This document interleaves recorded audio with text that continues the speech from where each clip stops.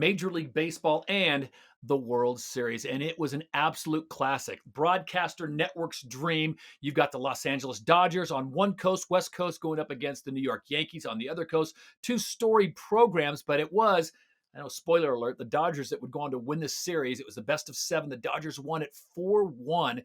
But Freddie Freeman, everyone was talking about Shohei Ohtani, Aaron Judge for the Yankees, the big names. It was a guy named Freddie Freeman, first baseman for the Los Angeles Dodgers, that really stole the show to open things up. The Dodgers were trailing.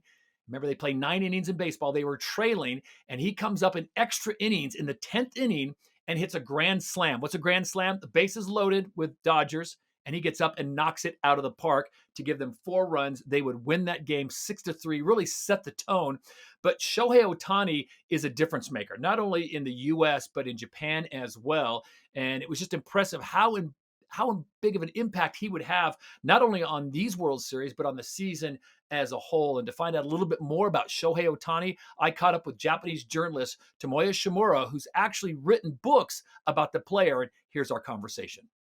Shohei Ohtani is almost like a godlike figure in Japan now. So he is, when I try to explain to Americans, he is like the president of the United States, probably like Donald Trump's, recognition plus Taylor Swift's pop, vibe or popularity, With Michael and Jordan's athletic ability. with Michael Jordan's, athletic ability, correct. And, he probably has close to 100% recognition rate in Japan. Yeah.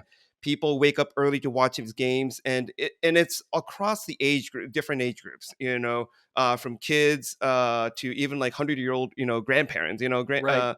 seniors. They all knew Otani, and especially the older age group in Japan, they follow his every move because they watch a lot of TV. People in their 60s, 70s. My mother-in-law, for example, she's in her 70s, and she watches a lot of TV at home, and she Otani is constantly on TV from morning news to I don't know, gossip shows during the day, and then in the evening news. Even the days he's not even playing games, he's still on TV and commercials. So he's everywhere in Japan.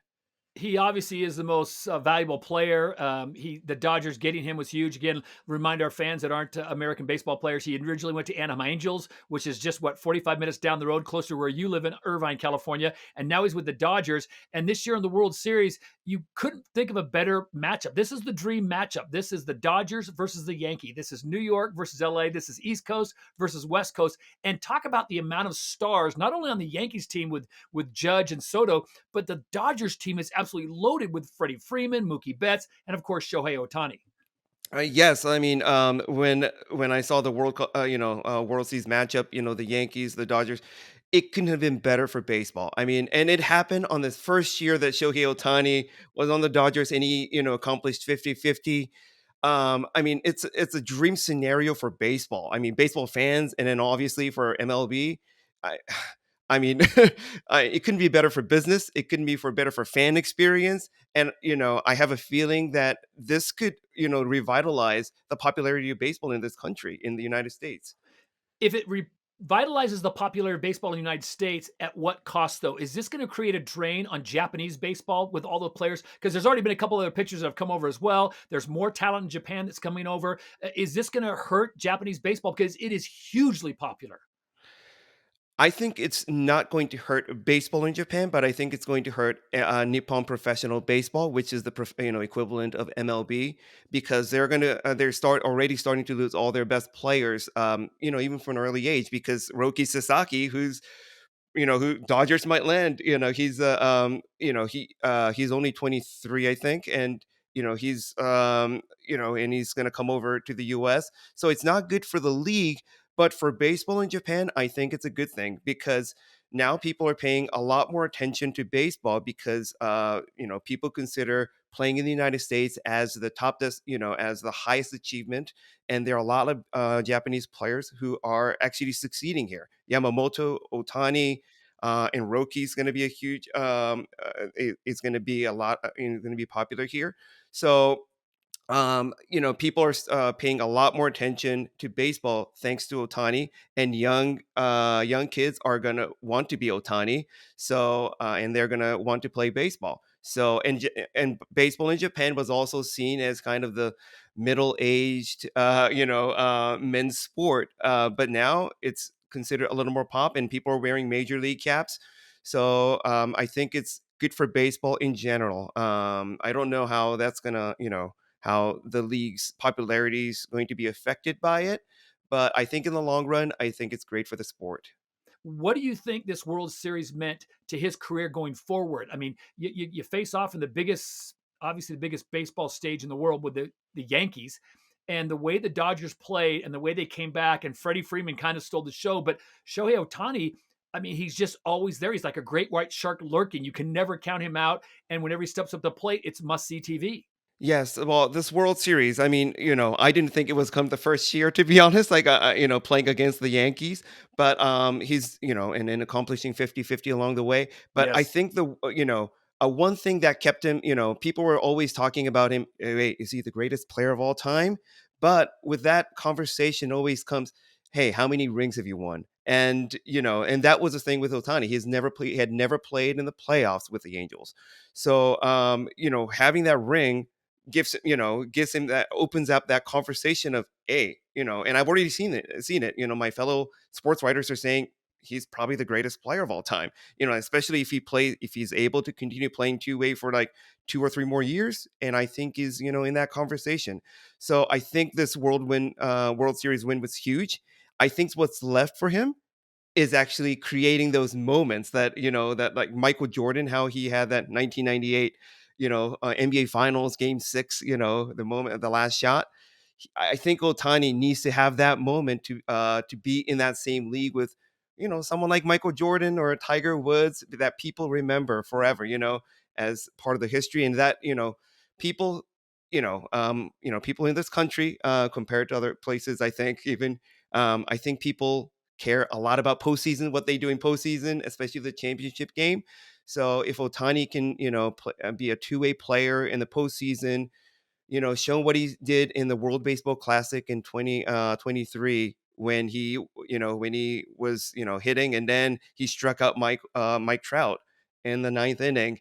He needs that kind of, I think people are, um, want that kind of moment for him in the World Series. And, he, if you're think, if there's someone who can do that in that big moment, I think Otani's the one. So really an interesting interview, Edward. Shohei Ohtani, I kind of have to put him on that level, and hasn't won as much, but I have to put him on that level of a Ronaldo or a Messi to the world of football or soccer that he is in baseball, because he's bringing multiple countries to the table. Absolutely, yeah. He is an icon in this part of the world. I mean, let's start kind of small scale first. Oshu, where he grew up. It's a town that's long been known for beef and ironwork. It's now famous for Shohei.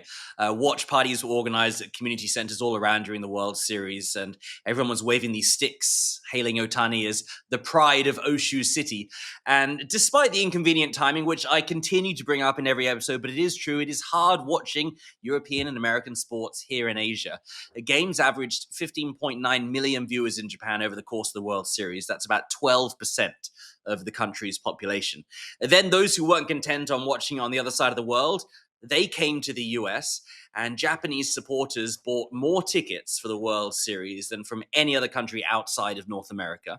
Not just in Japan, when the Dodgers and the San Diego Padres opened the MLB season with 2 games in Right. Seoul, yep, all eyes on Shohei. And this is, of course, Korea, right? This is a country that doesn't necessarily like supporting Japanese athletes, Japanese stars, Japanese bands, because they have been bitter rivals for so long, but they will make an exception for Shohei. And then outside of Japan and South Korea, his popularity also extends to Taiwan, which also has its own professional baseball league. In fact, the buyer of his 50-50 home run ball, which sold for 4.4 million US dollars at auction, was revealed to be the Taiwanese investment firm UC Capital, which is a tenant of Taipei 101, which at one point was the tallest building in the world. It's still one of the tallest buildings in Asia. That ball, the 50-50 ball, now on public display behind a glass case and with lots of security, of course, at Taipei 101 until March the 2nd, 2025. So if you want to see it, you got to head to Taipei. Ed, I'm sure you put a bid on that ball, right? Yeah, $1. It didn't last very long. Do you know that this story is fascinating? Because I don't think baseball has that reach yet over here in England. I don't want to speak for the whole of Europe, but obviously there are some. We've seen some matches staged over here. Maybe they've been a bit slow on the uptake, unlike with the NFL, for example, who are regulars over here. But I think the Ohtani sort of story is fascinating in that I think we've seen on social media some of the humility that he's brought to the sport, the respect that he's brought to the sport, and maybe that's part of the Japanese culture that he's brought over. That we've seen, but I don't necessarily think baseball, as of yet, has gripped everyone over here. But having said that, you look at the matches that have been played over here, which I think we've had it 3 times, all at the London Stadium, all getting near to capacity. So it's coming, and we might well see it more regularly coming over here, seeing these Major League Baseball International Series matches being staged here. But it's fascinating to hear all about his story. I just don't think we have quite got it yet over here. Because actually, one of the barometers to know whether or not a sport grips a nation, especially here in England, is if you look at the BBC Sport website, if you click on more as an option to find all the different sports, baseball isn't on there yet. Now, American football is, but baseball isn't there yet. So that's why it's so fascinating to hear about it, because I don't think everyone will have heard about his story and everything that happened with the, of course, the World Series as well. I think you make a good point, Natalie. I was one of the folks that traveled to London Stadium this summer and saw the New York Mets and the Philadelphia Phillies play out there, and it was sold out. It was a packed house for 2 days. But I think a lot of those were Americans that wanted to come over and enjoy some of the lovely British summer weather. You mentioned his humility as well, Natalie, and that is one of the reasons why he has been so successful, because he has a really, I mean, apart from obviously what happened with his translator, a really clean, squeaky clean image. And that's obviously made him such a huge asset to all these brands who signed multi-million-dollar deals with him. Of course, his tag as the most expensive baseball player in the world didn't last too long, Todd. Unbelievable. Ohtani's, I guess, has been good value for the money. What do you make about Juan Soto looking forward? Well, you throw out that kind of money, and we're talking $765 million spaced over, 15 years, and just doing a deep dive and crunching the numbers, the at-bat and the per-game numbers are just astronomical. I mean, let's be honest, is he going to be playing for the New York Mets in 15 years? Probably not, but that's investing a lot of money and doing a big splash, because it's one of those things where if you put something like that, if you put a product like that out there, especially in America, that draws eyeballs, people will come and they'll join and they'll want to follow and they'll want to see it, whether it's a car wreck that you can't look away from, or whether it's just an amazing performance. Now, Juan Soto might be one of the best hitters, no question about it, in Major League Baseball right now, but is he worth that kind of money? I think time will tell, certainly for the Mets. But they had to make a big splash sharing a town with the New York Yankees. They had to do something, and they went over and they picked their pockets. So is he the highest paid of any sports star in America now? I think that's the largest athletic sports contract in the history of sport right now, is that. And we're talking $750 million for one player. And there's some teams that play in MLB that their whole payroll doesn't even come close to what they're going to pay Juan Soto, or in the same ballpark. So it's the haves and the have-nots. We talk about big market teams like the New Yorks, Los Angeleses, the Chicagos, compared to the smaller market teams like the Pittsburghs, the Oakland, now Las Vegas teams that just don't have the same money, the same revenue to compete for it.